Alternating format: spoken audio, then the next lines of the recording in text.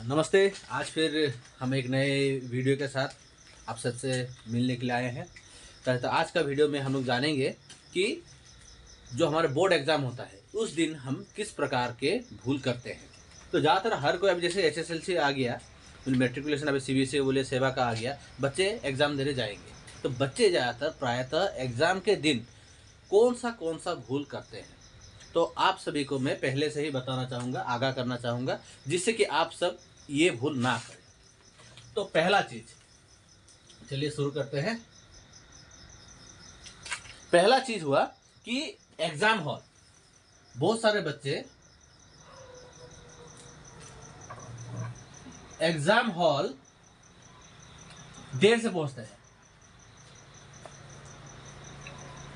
आपको समय से पहले पहुंचना है।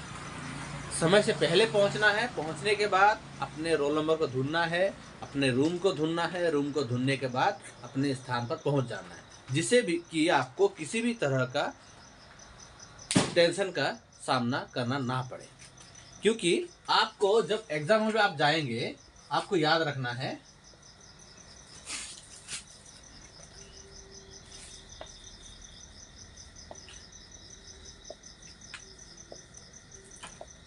हर चीज, हर तरह का टेंशन हो सकता है।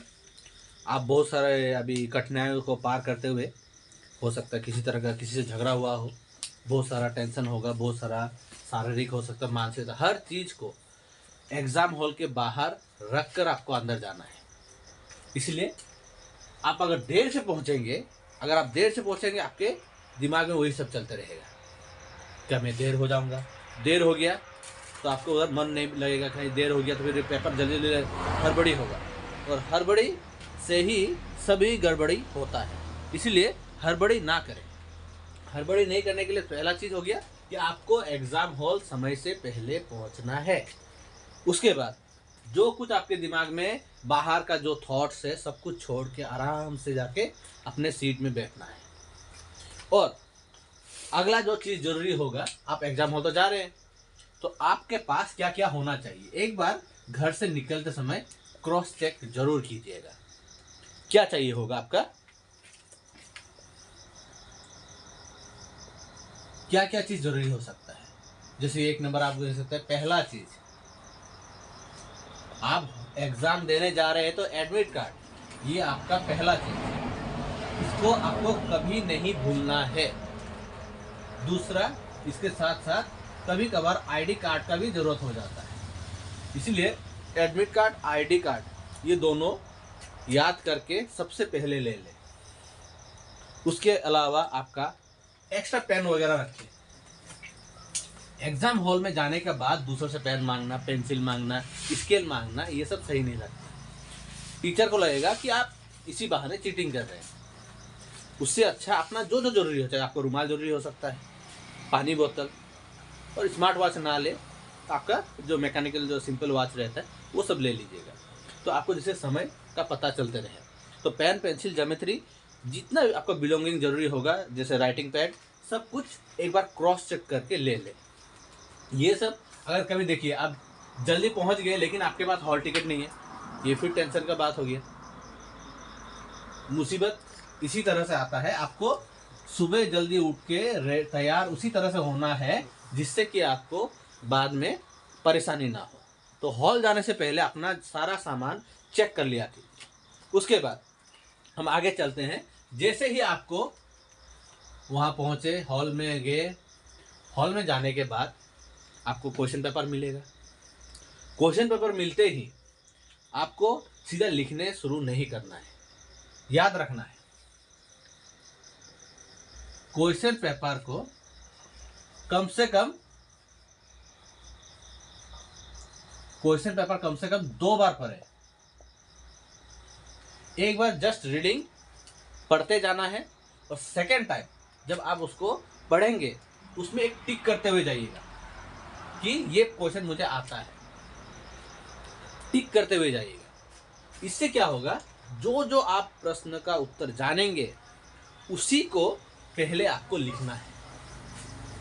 इससे क्या होगा कि जब कोई भी जो आपका पेपर जो कोई चेक करेगा, जो भी टीचर चेक करेगा, उसके माइंड में आपको आपके लिए एक पॉजिटिव भाव आए कि ये बच्चा सुंदर से लिखा है, अच्छा लिखा है, जिससे कि एक ये पॉजिटिव जो चेक करेगा आपको पेपर को, उसका अंदर पॉजिटिव आया, हो सकता है आपको खुश होकर बहुत सारे प्रश्नों में कुछ एक्स्ट्रा मार्क मिलने का संभावना रहता है। दूसरा, हमेशा याद रखें हैंड राइटिंग भले ही बहुत सुंदर ना हो, इतना जरूर लिखे कि जो आपका पेपर चेक करे उसको समझ में आए, नहीं तो वो भी एक आपके लिए समस्या का कारण हो सकता है। हड़बड़ी ना करें, पहले का समय में पहले पहुंचेंगे, टेंशन फ्री रहेंगे, रिलैक्स करके बैठना है और हैंडराइटिंग अच्छे से सही तरह से लिखना है, यहाँ वहाँ नहीं देखना है। अगला, अगर हम देखें आपको मिल गया, मान लीजिए अभी आंसर स्क्रिप्ट, इसी में ज़्यादातर भूल होता है। आंसर स्क्रिप्ट में ज़्यादातर बच्चे भूल करते हैं। पहला, जब अपना नाम लिखेंगे, नाम लिखने का अगर ऑप्शन मिला और जो रोल नंबर है, ये लिखते समय एक बार क्रॉस चेक जरूर करें, क्योंकि इसमें अगर भूल हुआ, जो आपका एग्जामिनर है उन्होंने ध्यान नहीं दिया, इन्वेलिडेटर है जो, वो उन्होंने ध्यान नहीं दिया, तो आपका एक बहुत बड़ा नुकसान हो सकता है। इसलिए इसमें भी बहुत ही गौर करना है। आंसर स्क्रिप्ट अभी देखिए, अभी का समय में OMR भी आता है। अगर OMR आया, इसमें तो और भी सावधान रहने का जरूरत है कि OMR में कहा जाए तो जो रोल नंबर है, रोल नंबर बहुत ही सावधानी से, क्योंकि बहुत सारा OMR आजकल ऐसा आता है जिसमें आपको रोल नंबर के लिए भी आपको, जैसे एक रोल नंबर लिखा, मान लीजिए 4 1 2 3, तो उसमें नीचे डॉट्स रहता है, 1 2 3 1 2 3 1 2 3, इस तरह से रहता है। तो इसमें पहला वाला को काला करना पड़ता है, इसमें 2 है तो दूसरे वाले को, या 3 है तो तीसरे वाले को। तो इस चीज़ को भी इसलिए ध्यान से करने की ज़रूरत है। उसके अलावा OMR में बहुत सारा भूल हो सकता है, बहुत तरह का भूल हो सकता है। पहला, जैसे ये कहा, रोल नंबर, नाम का भूल हो सकता है। अब मशीन से चेक होने वाला है, जो आपका उत्तर रहता है ना, उत्तर में जैसे कि पहला उत्तर, उसमें मान लीजिए 4 ऑप्शन है, दूसरा इसमें भी 4 ऑप्शन है, तीसरा इसमें भी 4 ऑप्शन है, चौथा, पांचवा। अभी पहले आपने सब उत्तर अपने, मान लीजिए अपना आंसर स्क्रिप्ट जो क्वेश्चन पेपर है उसमें टिक कर चुके हैं। जब आप लिख रहे हैं, मान लीजिए बाद में लिखते समय आपको बहुत समय बचाना है, क्योंकि ये जो OMR में जो आप काला करेंगे ना ऑप्शन को, इसमें बहुत सारा समय जाता है, इसमें बहुत सारा समय जाता है, और प्लस इसमें भूल होने का संभावना भी ज़्यादा है। मान लीजिए पहले का आप ऑप्शन देख रहे हैं, हाँ पहला प्रश्न है, इस नंबर में है 1 है, सेकेंड वाला ये है, अगर भूल से आप एक छोड़ दिए, मान लीजिए सेकंड का आंसर में आपने यहाँ दे दिया, तो यहाँ से जितना आपका प्रश्न आगे आने वाला है सब में ही भूल हो जाएगा, तो आपका पूरा मार्क गया। इसलिए बहुत ही सावधानी से करना है। और OMR में हमेशा याद रखना है कि जो ये गोल रहता है, गोल के अंदर तक ही हमें काला करना है, और एक ही में 2 गलती से भी नहीं करना है, क्योंकि OMR ज़्यादातर मशीन से चेक होता है। ना एक डॉट दे दिया, ये भी गलत है, ना आप एक सिर्फ टिक मार्क देके छोड़ सकते हैं, ना एक क्रॉस मार्क देके छोड़ सकते हैं, आधा काला करके आधा छोड़ दिया, ऐसे नहीं, कंप्लीट काला सही ढंग से करना है। तो इस चीज़ का हमें बहुत ध्यान रखना पड़ता है, नहीं तो आपका सारा मेहनत पानी में जा सकता है। इस चीज़ में ध्यान देना है। उसके अलावा आगे देखते हैं कि एग्ज़ाम हॉल में अभी जैसे तैयारी आपने बहुत सारा किया है, लिख रहे हैं, सही ढंग से लिखना है। उसके बाद एक बहुत बड़ा गलती हो सकता है आपका थ्योरी पोर्शन में, कि आप क्वेश्चन नंबर मान लीजिए आप लिख रहे हैं, बोलो ना, सीरियल नंबर सावधानी से लिखना है। जैसे कोई लिखता है फिर ना 1 लिख दिया, अब 2 को भी कोई ऐसे लिख के ऐसे लिख देता है, तो ये सब गलत हो जाता है। ऐसा लिखना है कि दिखे। 1 तो क्लियर 1, 2 तो क्लियर 2, 3 तो क्लियर होना है कि ये है क्या सीरियल नंबर। लिखते समय गलती से ऐसा नहीं हो जाना है कि आपको क्या लिख रहे हैं समझ में ना आए। जैसे अगर कोई लिख के छोड़ देता है ये 5 है 4 है, क्या है समझ में नहीं आता है। सीरियल नंबर कभी भी गलत नहीं लिखना है, सीरियल नंबर हमेशा सही रखना है। और जहाँ तक हो सके एक बहुत सारा भूल रहता है कि अपने साथी बहुत सारे रहते हैं एग्जाम हॉल में, उनका मदद करने के चक्कर में बहुतों का ऐसा होता है पूरा लिख नहीं पाता। मुझे बहुत सारा ऐसा स्टूडेंट मिलता है जिन्होंने कहा जाए तो एक अच्छा खासा तैयारी को बर्बाद कर देता है। दोस्तों को देखने में क्या कर रहा है, इधर लिख रहे हैं, लिखते लिखते एक बार देखते हैं दाएं क्या हो रहा है, बाएं क्या हो रहा है, कोई एग्जामिनर आया, कोई इन्विजिलेटर आया, सब ये सब देखने का चक्कर में अपना समय बर्बाद करता है। तो ये एक बहुत बड़ा नेगेटिव पॉइंट हो सकता है। समय जितना आप बचाएंगे, आप एक बार सीरियल नंबर चेक कर सकेंगे, आपका नाम वगैरह गलत हुआ कि नहीं वो चेक कर सकेंगे,